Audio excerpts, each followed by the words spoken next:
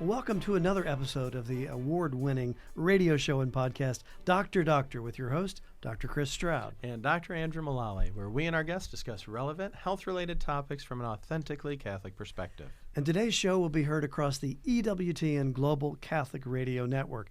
Joining us in this episode will be a phenomenal young pharmacist named Angela Baalmann. And she's going to talk about what else but over-the-counter medications. Yeah, over-the-counter medicines, I feel like you probably get a lot of questions on these. I know I sure do. All the time. It's a huge topic. The average U.S. household spends $338 a year on over-the-counter products, and there are some 2.9 billion retail trips to purchase over-the-counter medicine, which comes out to about 26 trips a year per person in America to go purchase these things.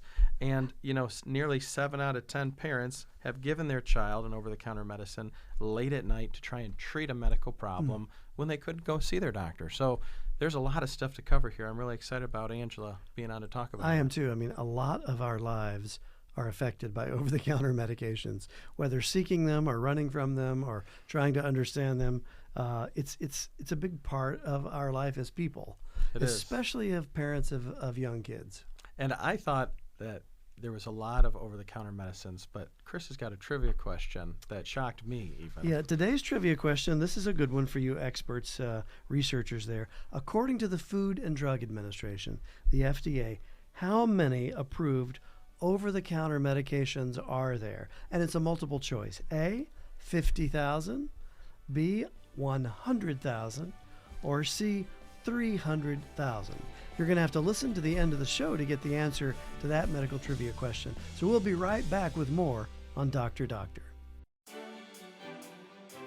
Okay, and we're back with Dr. Doctor, and today our guest, returning to Dr. Doctor, is Dr. Angela Baalmann, pharmacist, PharmD. She completed her recent residency in ambulatory care pharmacy and a doctorate of pharmacy at the University of Kansas School of Pharmacy. She currently resides in North Carolina, where she works as a clinical assistant professor at the Fred Wilson School of Pharmacy at High Point University. She has 4 years of experience working in retail pharmacies and counseling on over-the-counter medications. One of the reasons we were so happy she was going to come on this show and help us sort through it all. She's frequently encountered questions related to the safe and appropriate use of over-the-counter medicines, and she's happy to help us figure it all out today. Angela, welcome back to Dr. Doctor. Thank you. I'm glad to be here. So we've got lots of nuts and bolts, and obviously this is a huge topic. Maybe just to start off, could you help describe for listeners what's the main difference between an over-the-counter medicine and a prescription medicine? Of course. So any medicine that's sold in the United States is regulated. It just depends how and by whom. So our Federal Food and Drug Administration, FDA, regulates both these prescriptions and these over-the-counter medications. And really the difference is where they're sold and, like I said, what the regulations are. So over-the-counter is kind of this term. I'm not sure how it developed, but think of the counter as like the pharmacist counter. And so it's over or beyond the pharmacist counter. So it's out, very accessible to the public. You don't have to talk to a pharmacist. This is the difference between behind-the-counter medications where you would, or prescription, of course, where you would, because it would have to be approved by a pharmacist. So we're talking about regulated medications. We're not talking about herbal medications. That could be a whole talk in and of its own self, because that's regulated as a food. This is regulated as medication. And so these over-the-counter drugs are drugs that either became over-the-counter and that was their first approval, or they started as a prescription drug and then later it was approved as an over-the-counter drug, which is called a prescription to OTC switch. Okay. They usually don't go the other way around. We don't start over-the-counter and go to prescription. It's only usually being more cautious, starting as a prescription with more regulations and then going to over-the-counter. Yeah, how does it become over-the-counter, I guess? Is that how drugs start, or does some of it predate kind of the FDA, that type of thing? It may predate the FDA. I guess I don't know too much more about when the FDA started, but essentially we've had a slow progression of laws governing the use of meds, and the big one that pertains to over-the-counter is the Durham-Humphrey Amendment of 1951. This essentially said, okay, we're going to have two different types of meds. We're going to have prescription and or legend is another word for it. We're going to have legend drugs and over-the-counter drugs. We're going to have two different categories, and you can think of over-the-counter as being less less of a safety risk, less of a concern, and less monitoring needed, and really appropriate for what we call self-care, which is patients guiding their own assessment, diagnosis, and treatment of their own ailments and diseases that are more minor or short-term. So that's just over the counter, that law that established that category. And then how it becomes over the counter is one of three ways. So we talked about one, it's approved as a prescription, and then there's petitioning and applications for an over the counter switch or approval. There is approval through a new drug application or an NDA. So that would just be straight from the drug creation to over the counter designation. So a new drug application, which is very thorough and can take a lot of time. The second, or I think I'm on number three, the third option is to have a drug essentially approved based on its monograph. So every over the counter drug comes with a monograph, which has a certain structure. And as long as the drug is meeting those monograph standards based on a drug review by the FDA, it can be approved much faster. So those are the cases of a lot of generic products that we see. Let's say we go to a Kroger pharmacy and they have their own Kroger generic that they use for foods and they apply to medicines. They don't have to go through a whole NDA and do a lot of things like a drug company would. They just have to fit the monograph, meet certain standards, and then their product is much more quickly on the market. So there's essentially three ways to become an over-the-counter drug. So when you say monograph, you mean the same chemical, basically? Well, when I say monograph, I actually refer to the paper document that comes with the drug to specify what it is, how to take it, safety precautions, etc.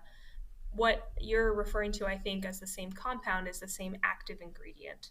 And that's partly what is identified in the monograph. So, for example, if I want to go get some ibuprofen, I would see the active ingredient ibuprofen and then all the same information that would be expected for any ibuprofen over-the-counter product on the monograph. But that whole process of making sure the active ingredient is the same is a little bit different. That's just a generic approval called an ANDA.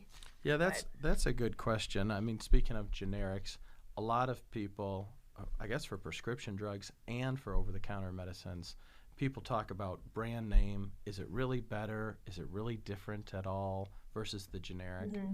What's the pharmacist's take on that? Yeah, this was probably my earliest questions I got when I was a pharmacy student. And so I came up with a fun analogy. We'll see if it sticks. I've used it for a couple years, but imagine, you have a chocolate chip cookie. And so a chocolate chip cookie, everyone knows what it is, right? You look at it, you know what it is. It has chocolate chips. If it didn't have chocolate chips, it wouldn't be a chocolate chip cookie. So the essential component are the chocolate chips. So the first person to ever bake like a chocolate chip cookie is the original baker. And since he spent so much time figuring out the recipe, doing it over and over, he probably makes it the best. If you might argue that he has the most experience, makes the best tasting chocolate chip cookie, etc. But we have the same recipe, right? The active ingredient in this case of the chocolate chip cookie is the chocolate chips, and the rest is like dough filler to deliver the chocolate chips. So think of that active ingredient as the chocolate chips and all the other fillers as like the dough. And so the manufacturer that first makes that drug is the original baker. And as soon as they make that, they kind of have a hold on it called a patent. And they can't, you can't make another chocolate chip cookie like theirs because they have the recipe, they made it, they kind of have this hold on it. And then eventually, though, there comes a time where they give away the recipe. In this case, the government makes them, but they give away the recipe. And then someone else just has to make another chocolate chip cookie for a cheaper price. So they still have to have chocolate chips. Otherwise, it's not a chocolate chip cookie. But they get to decide where the chocolate chip comes from. They get to decide what fillers they use. Maybe it's a little bit different. Maybe they don't use as much dough, etc. So this is my analogy to say the brand name is that original chocolate chip cookie that the original baker made, and the generic is someone who copied the recipe, kept the active ingredient of chocolate chips, but did their own spin on it. And depending on who you are, you may have a better response to one or the other. In this case, we're talking about medications, which are more necessary, and we're not really looking for taste from medications for most things. So it's a little bit, the analogy falls short in some areas, but essentially a cookie's a cookie and it's a dessert. And if it works for you, it works. Why would you pay a lot more for a really expensive cookie when a much cheaper cookie could do the job? And we know how expensive medications can get. So generics have just become this gateway to so much more access for medications because of their cheaper price. So that's kind of the essence of what I've told patients about Would you brand and generic. encourage folks to try the generic most of the time, or for folks who want the best chocolate chip cookie, do they insist on the brand name for everything? Some do. Some say I will not take anything but the brand, and they're willing to pay for it. You know, your body is such an important part of your like your health and your life. So I wouldn't begrudge anyone for saying I'd rather try the brand first. But I personally would absolutely recommend the brand. Excuse me. I would absolutely recommend the generic over the brand in most cases, and by most cases I mean like over 95%, because they have still everyone who makes a cookie is held to the same quality standards. You can't use dough that's been sitting out and moldy. Someone's going to get in trouble regardless of who it is. Like, we still have the same rigorous standards. It's just now we know what the recipe is, so someone can make a cookie a lot quicker than that original baker who had to make it. So that's the patent difference and why they give them a hold on it. But regardless, it works really well for most people. They're going to spend less on their meds, making them more likely to take it and able to afford other parts of their health that are also very important that don't involve meds. And except for certain categories of drugs, such as a thyroid drug called levothyroxine, you can essentially switch out even different bakers. It doesn't matter, because everyone is going to kind of make it work for you. A drug like levothyroxine, one baker making the drug versus another would really do it differently, and you could have a lot of different outcomes. So Mm. in a case of like that kind of drug, I would say stick with the same thing that you've been getting. Don't switch around. And if a brand works for you, it probably will be best to keep it there. Now, you had made a comment a few moments ago about over-the-counter medicines versus supplements, which are regulated by food standards instead Yeah. of medicine standards. If I'm a patient and I'm wandering through the pharmacy section and the pharmacist is it's closed, how do I know Mm-hmm. the difference? Sure. I would say try to look at the products which you know are over the counter medications. Most people know that ibuprofen is an over the counter medication. It's not like a plant or an herbal. And look at that and look at the packaging, because it's very standardized, the packaging, to become an over the counter medication. FDA is very cognizant of the fact that information overload happens. People don't always read things. So they revise the label for over the counter medications over time to make it more reader friendly. Like, most people can read only at a fifth grade level, so they try to make it readable for that average person, and they have it set up in a structured way. So you'll see that structure in a med that you know is over the counter, and then you'll go to an herbal and it'll be totally different, or they'll have extra information, or they won't have all the information, because again, it's regulated differently. So I'm sure if anyone were to look up the label of like ibuprofen or a med, they would see that and they would be like, "Oh yeah, that looks familiar. I've seen that before." So that's Recognize the my advice. standardization. Yes, and the Okay, structure. Mhm. very good. Well, before we kind of launch into the questions about, the specific type of medications, do you have any general safety tips for over-the-counter medicines in general? Um, I do. don't ever do I this, that type of thing. Well, I would, if we had the ability, I would say always ask your pharmacist. But oftentimes, like you said, there are times where the pharmacist is very busy. There's a huge line. We have very short staffing in the community settings these days. So that would be my number one tip. Always ask your pharmacist. They've had those questions for years and they've had that training. But if that's not an option, I would say always read the label very thoroughly. Like I talked about, it's more readable than it ever has been. So, and it's this in the same order. So if you know a lot about that drug, but you're not totally sure, you can just grab to certain areas that you want to double check on. Read the label. I like that. I would say it's not wrong to also ask your primary care physician to give you a thumbs up, thumbs down about using a certain med. They have the most information likely of anyone on your care team about what conditions you have, what meds you take, and they can kind of quickly screen for an interaction, or let you know if there's a drug disease interaction.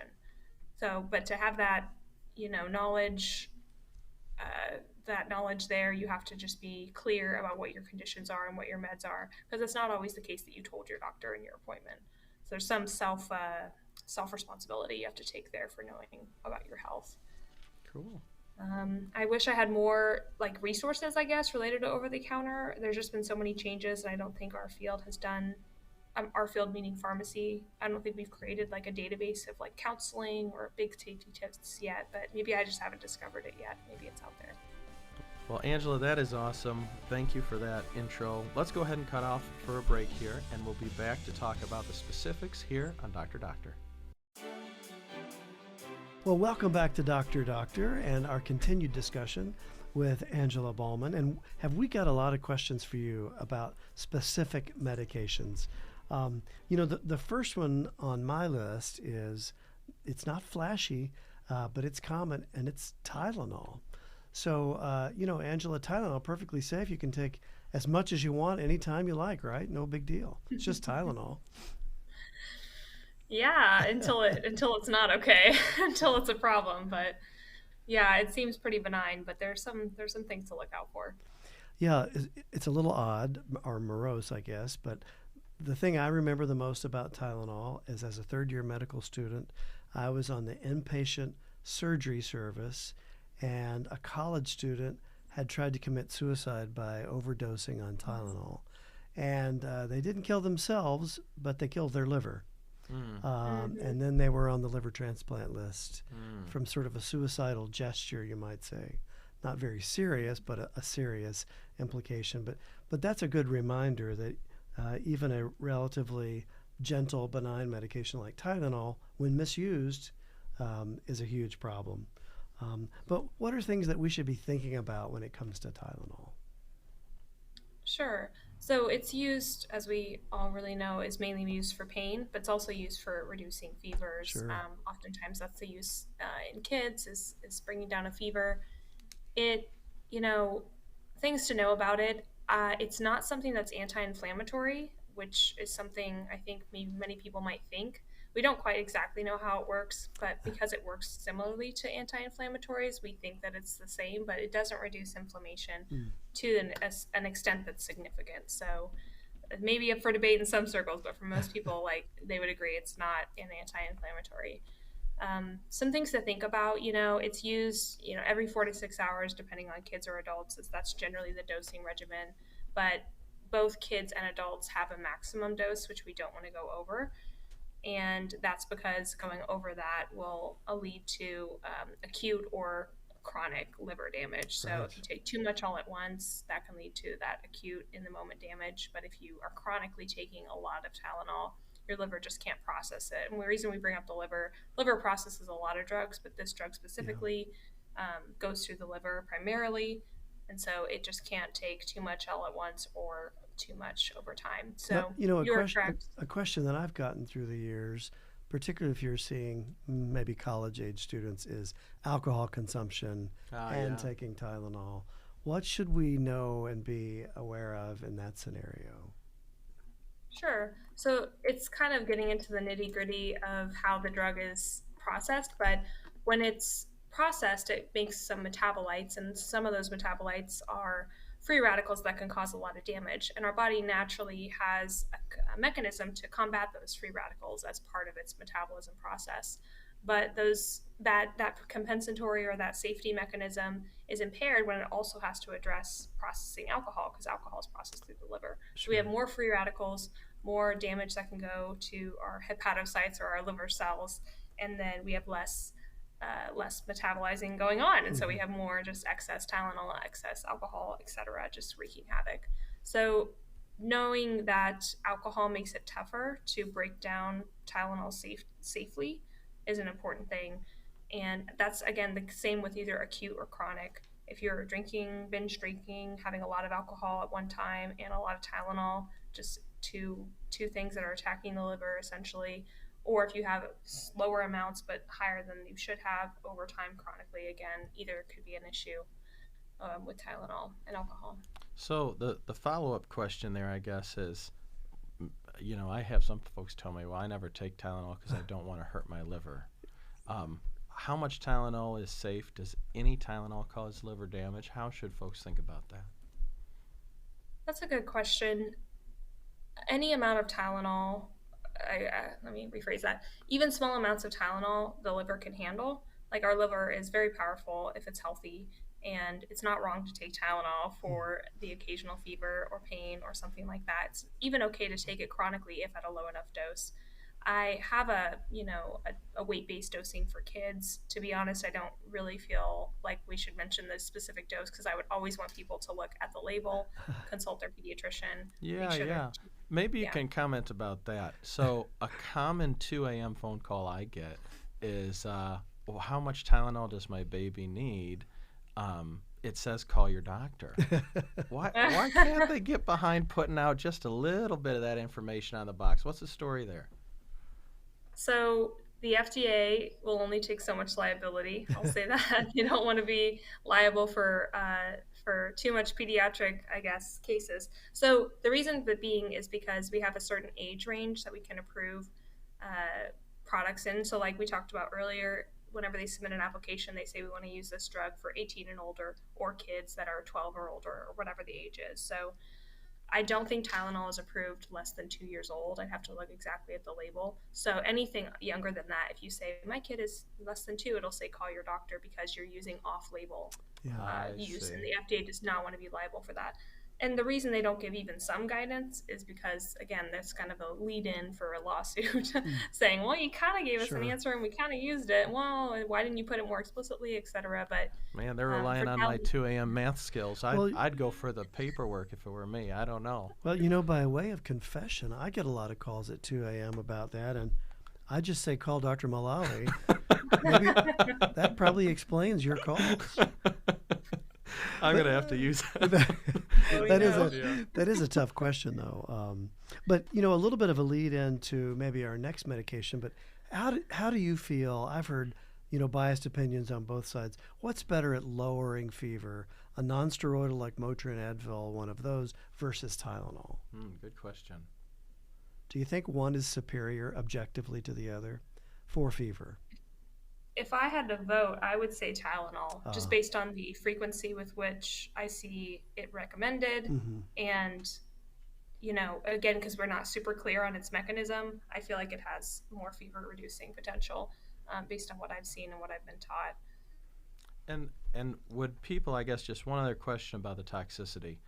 If people of the approved ages are taking it according to the label, staying under the maximum dosage, what's the chance of liver problems? Very, very low, very Sure. low. I think of cases of the elderly who take this all day, day in and day out, because they have osteoarthritis in multiple joints, not suffering any negative liver consequences. Their livers are still going. Our body processes things well as long as we meet the certain, parameters. Well, we should probably move on to probably the second most popular over-the-counter medication, or at least class of medications, right? Yeah. And it's what I mentioned. It's the non-steroidal anti-inflammatory drugs, NSAIDs, as those of us on the inside jargon like to say, and those are ibuprofen, naproxen. I'm going to run out of examples. Aspirin. Aspirin, sure, it's still around. People forget that regular old aspirin is still around. It's going to be tough, I guess, to take those maybe as an entire category because It's a lot. there's so many. Maybe if we just sort of directed our comments around ibuprofen or generic Motrin, one that really everybody's probably heard of. Maybe the most common, I guess, in It regular feels like use. it, yeah. What should we know about ibuprofen or Motrin? Sure. Well, I think first off, know what you can use it for. So, adding to what we talked about with Tylenol, pain and fever, you can also now use this to reduce inflammation. It essentially is blocking the creation of these chemicals which promote inflammation and pain. So, we're blocking the inflammation in that way.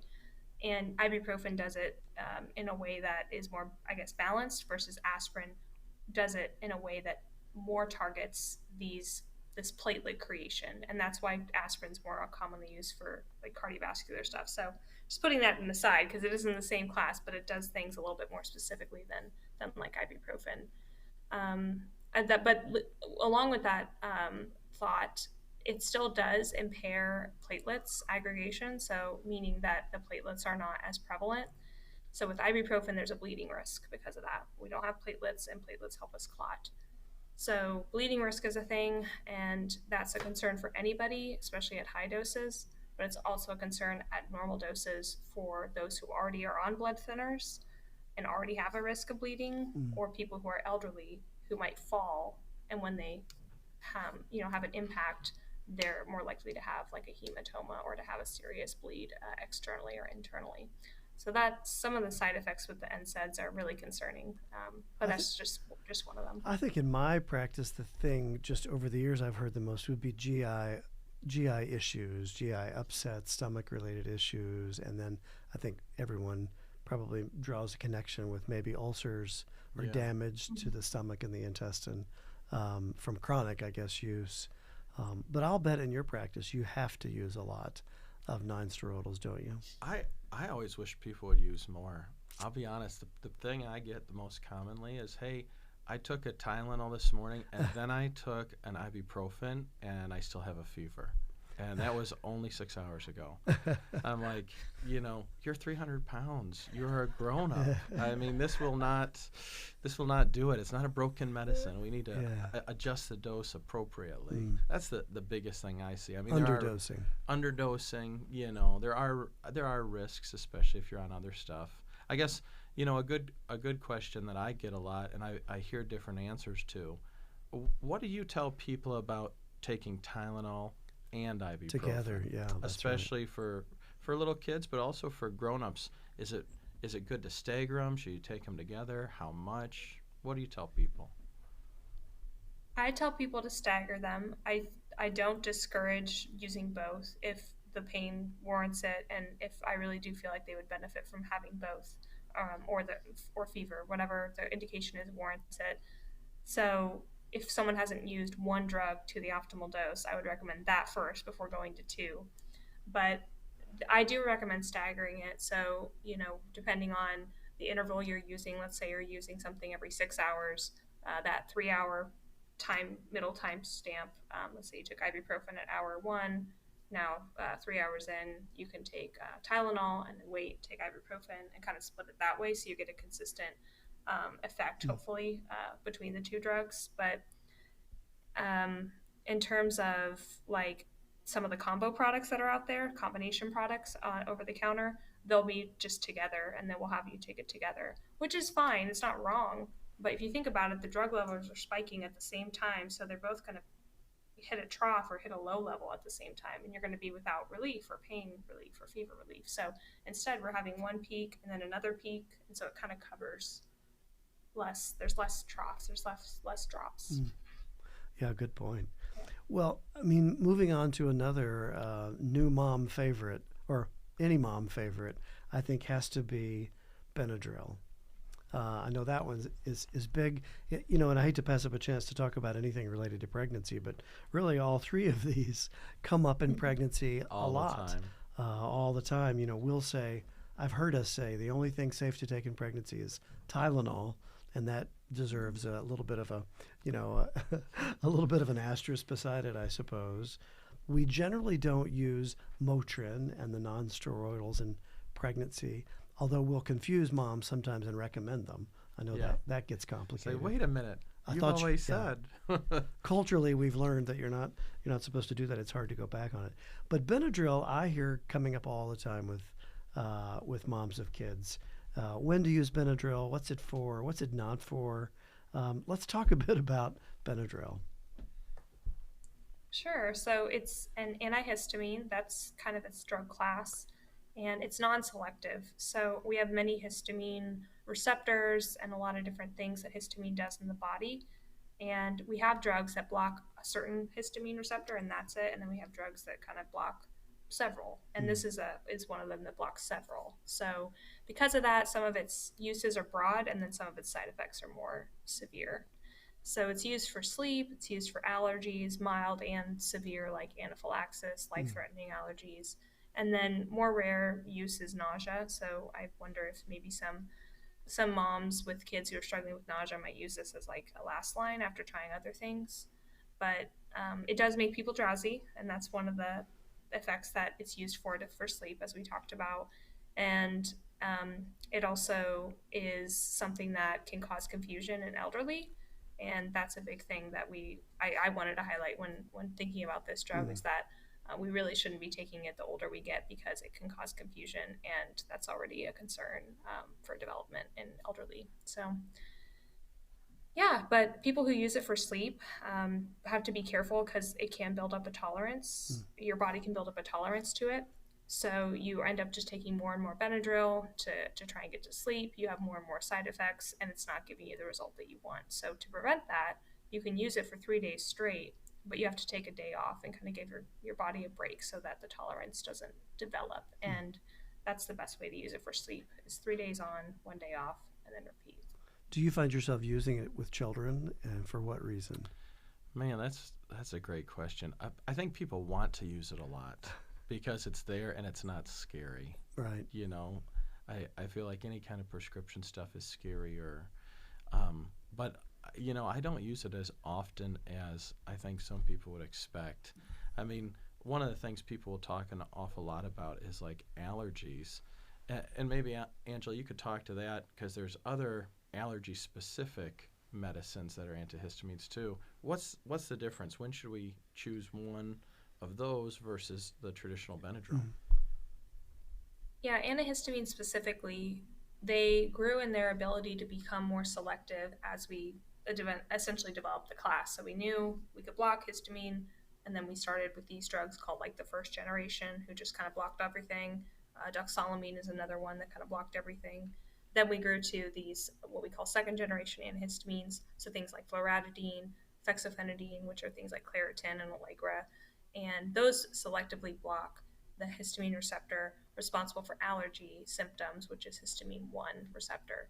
So there's other treatments for allergies, but if we're going to choose an antihistamine for allergies, the selective are just the best because we're getting at the root of the problem and we're not giving extra side effects and extra issues with blocking several things that shouldn't really be blocked. What do you tell people about using Benadryl for kids? Are there any guidelines that you would recommend beyond the not more than 3 days in a row? Well, like I said, always check the dose for their age and weight. I think I mentioned that earlier, but if not, I'm going to reiterate, like you always need to make sure. And it can be used every 4 hours. So depending on what we're dealing with, again, if it's nausea, that could be a little bit more frequent that we're using it for. And then if it's sleep, it would just be once at night. I would say for kids, kind of like you said, people want to use it for everything. They're not as worried. I can't see this being needed a lot for kids. And if you have a consistent allergy issue, I would want them to seek out care to get a more specific drug, I guess you could say. There's a great drug. I think it's great for kids. People may not think so, but Singulair or Montelukast, a lot more safe and not as many side effects that can be used, especially if they also have concomitant asthma.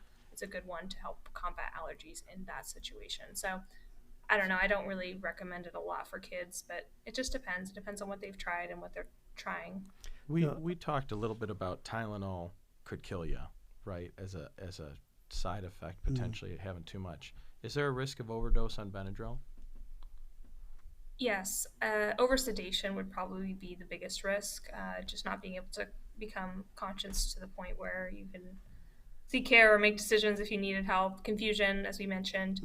It can increase heart rate and cause arrhythmias if used too much. And so that would be probably the most severe end and land someone in the ER if they took a lot of Benadryl. But also, aside from sedation and confusion, people can have like really dry mouth because blocking a certain histamine related to the production of mucus. So just not very comfortable to have that. So yeah, it can be overdosed on for sure. Yeah. I would say, like Tylenol, Benadryl is one of the very common pregnancy sought, you might say, medications. I think in a general sense, people are afraid to use the more advanced or the more the Claritins or those in pregnancy because somehow that sounds wrong. Well, Grandma used Benadryl. Well, yeah, Benadryl's been around forever. She's doing great. Yeah, she's confused and she's sleepy, but her allergies aren't bothering her. She's not complaining. Yeah, but we generally do feel pretty comfortable using Benadryl for sleep disorder, which is common in pregnancy. But for seasonal allergy problems, Benadryl seems to be on that list of things we're relatively comfortable with. I get a question a lot about kids and intentional sedation, especially for like airplane trips would be the common thing. What do pharmacists say if people ask them about that for little kids? Well, I do not have kids, so I can't attest to the difficulty that it would take to take a kid on a plane if they were disruptive. But, more exposure to medications at a younger age, I don't think would be recommended unless very much proportionately so. Like it's a big issue and would cause other distress for the kid using the med. So it's not, we usually don't recommend medications too strongly for behavioral issues unless we've tried other things, other strategies.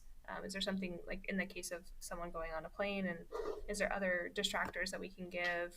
Could we have a good sleep routine or something set up to where we could do that? So non medication or non pharmacologic first, but they have a little bit to help. I guess it's not wrong, but we would want to limit that as much as possible. Whenever my kids are bad in church, I joke that their allergies are flaring up. I don't really use Benadryl every Sunday, although it occurs to me every Sunday frequently. I think there are two kinds of parents: those that have used it and those that lie about it. Yeah. Every once in a while, it'll come back and bite you, though, because I'll talk to parents who for whatever reason, they give it, allergies or whatnot. And then the kid has the opposite reaction. Well, I was going to ask if there's some truth to the opposite. Yeah. Can it make some people? Can it act as a stimulant in some people? It's called paradoxical excitation. It's more common in kids. It does happen in adults though, and it can. Things we just still don't know about. We use these meds for years, and we still don't know everything about them. We don't know how that happens, but Turns it does out happen. it's a Tylenol AM for some people, right? That's right. Yeah. You got to be careful. Man, there's so much stuff to go through. I guess as we're going through, because we've got so many over-the-counter things to talk about, we're kind of planning to cover this over 2 shows. I want to step back one moment to the NSAID category. You had mentioned aspirin being different. Yeah. I think there might be a question there, because most of the time when we think of aspirin, at least when I'm talking to folks, it's very generational, and people think of it differently. And if you talk to somebody who might be on Medicare right now, they'll take aspirin for any old thing. I feel a storm coming in, I'm going to go on a car trip, I can't sleep, allergies. I mean, they love aspirin. They do. Yeah. And younger folks just never think of it. It's the ibuprofen generation. Yeah. When is a good time to take aspirin for something other than blood thinners?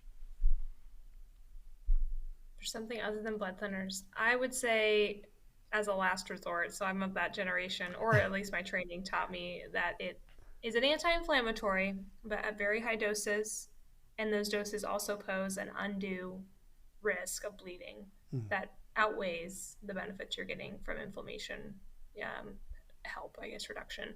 So there's these products called like Bayer's, Bayer's is a brand, but Bayer's powder, like EC or Goody powder, something like that. There's some Goody powder product that I saw a lot in my rotations, and it's powdered aspirin, so it's going to hit and absorb very quickly, and people just take a lot of it. And so it's quick for pain relief, because again, it does reduce inflammation at high doses, but it's such a concentrated dose, and I don't think people really realize overuse of that, how high of a risk they're putting themselves at. And like you alluded to earlier, like gastric bleeding and internal bleeding is a thing, and people don't always realize it till it's a huge problem and it's too late. So how these drugs work is by reducing that hormone I mentioned that promotes inflammation and pain. That same hormone, messenger, whatever, also protects our gut. So if we're blocking it, we're not getting gut protection.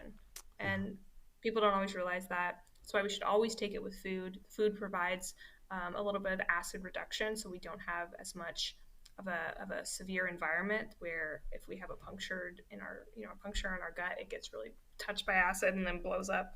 So take it with food always. I don't recommend aspirin for aches and pains and headaches, and I would recommend ibuprofen beforehand. But you're right, I think it is generational. We thought it was great, and we should put it everywhere and use it for everything. I remember handing it out when I was first a technician for people like it was candy.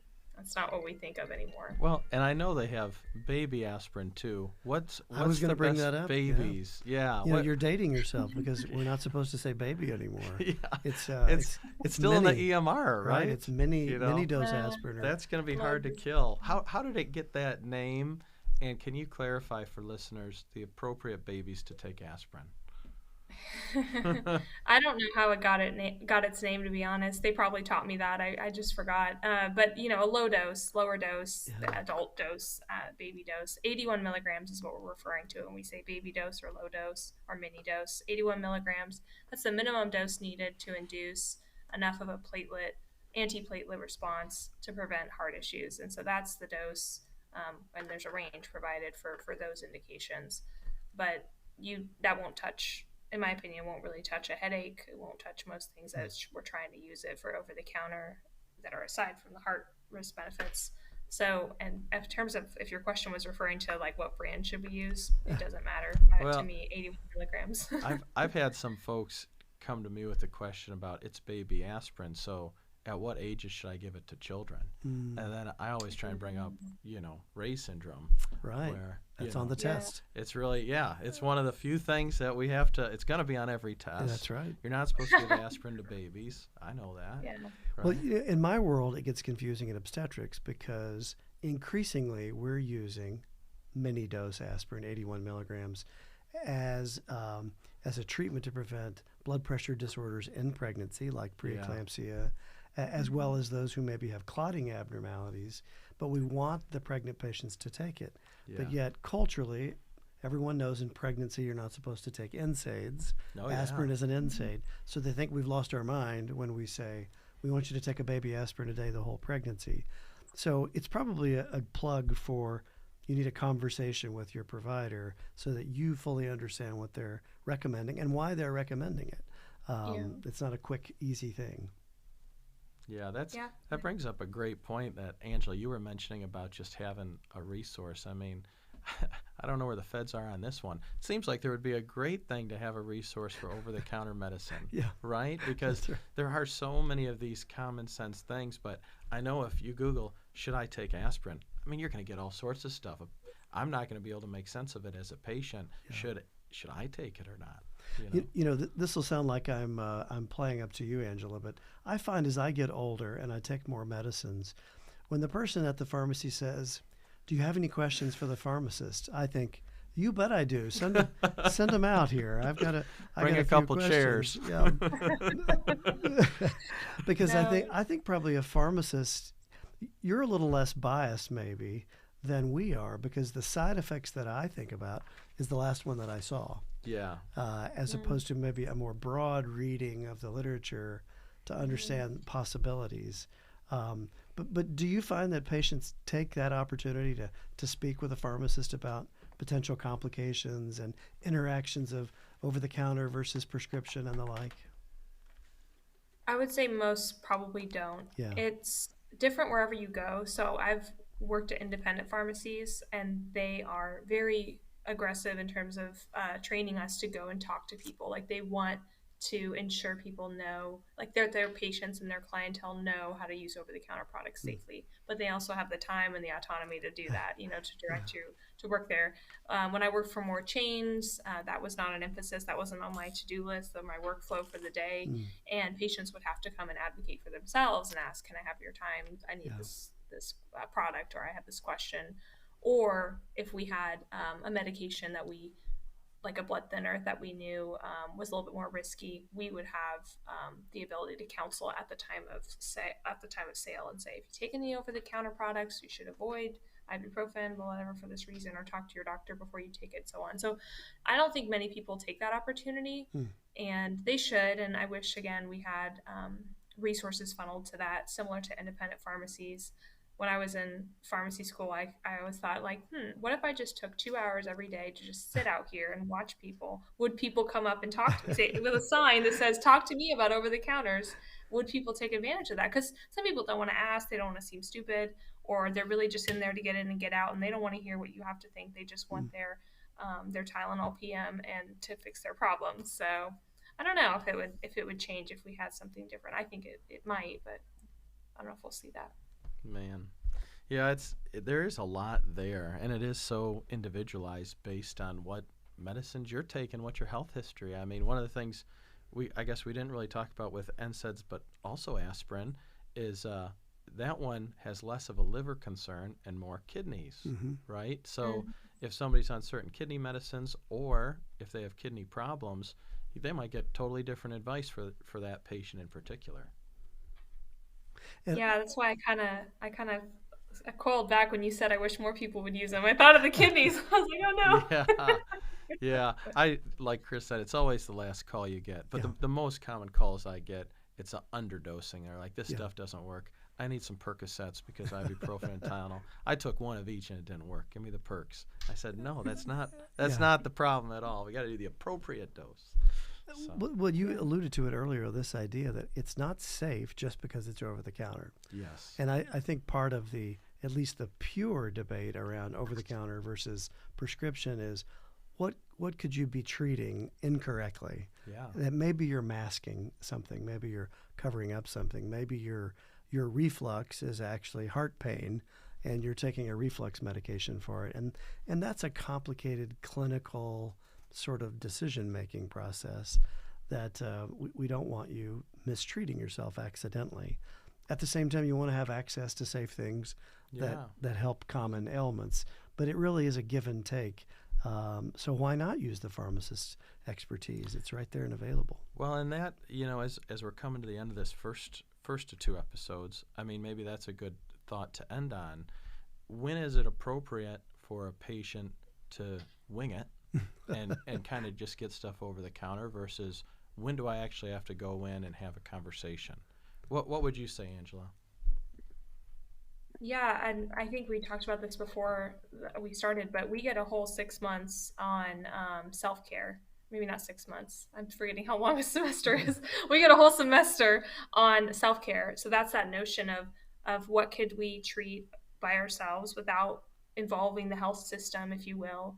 And is that advantageous? And it absolutely is advantageous to know how to self-care well. Every dollar we spend on an over-the-counter product used correctly saves our healthcare system like $6 or $7. And it's a really good time and money saver for people. And our healthcare system, as we know, needs help in our efficiency and saving money. So I mean, as pharmacists, we get taught, what is our cutoff for referral? Yeah, like you mentioned, if someone has heartburn, but they've been using the right products for a certain given number of days, like a week or 2 weeks, and it's not better, then it's time to go see their doctor. If it is better, then we try to optimize it for certain things. And you wouldn't know that unless you ask someone. Like I wouldn't know, oh, it's been 2 weeks. I should probably go follow up this issue. I wouldn't know that. I would either do it too soon or too late. So the concept of self-care and good self-care is important. I know that we really get a good education on it. I don't know other specialties, nurse practitioners, PAs, etc. But we are there, facing the public a lot in those community pharmacies. So I think that's why we get a lot of education on it. It's fun to beat up the internet for a lot of things, but I think a positive is it's much better access to medication information than there was, 10, 15 years ago. Yeah. On your phone. The general non-medical consumer can really get a lot of information, at least enough to say, maybe you need more, maybe you need a little higher level of care. That doesn't mean we all use it because human nature is a pesky thing, but it's available, and it wasn't available not too long ago. I love it. Well, that might be a good place for us to pause for a moment, take a break, head to round two, where we're getting into those were kind of like the big three, but there's so many over-the-counter things we want to be sure to cover. Angela, let's take a pause, and we'll have you back on the next episode of Dr. Doctor as well.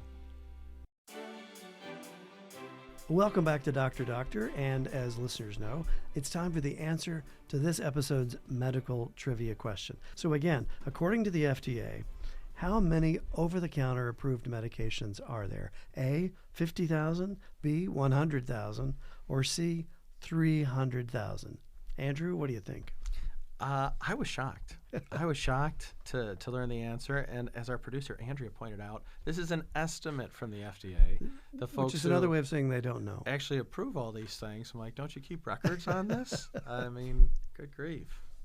The answer is 300,000. So choice C. That's a lot of over-the-counter medications. I guess you're working in estimates naturally when you have that many zeros, but man, how can you keep them straight? So it makes sense why it's a point of confusion for a lot of folks, and hopefully this episode, sheds some light on things. We're going to do another episode as well to venture into some of the other corners of the over-the-counter stuff.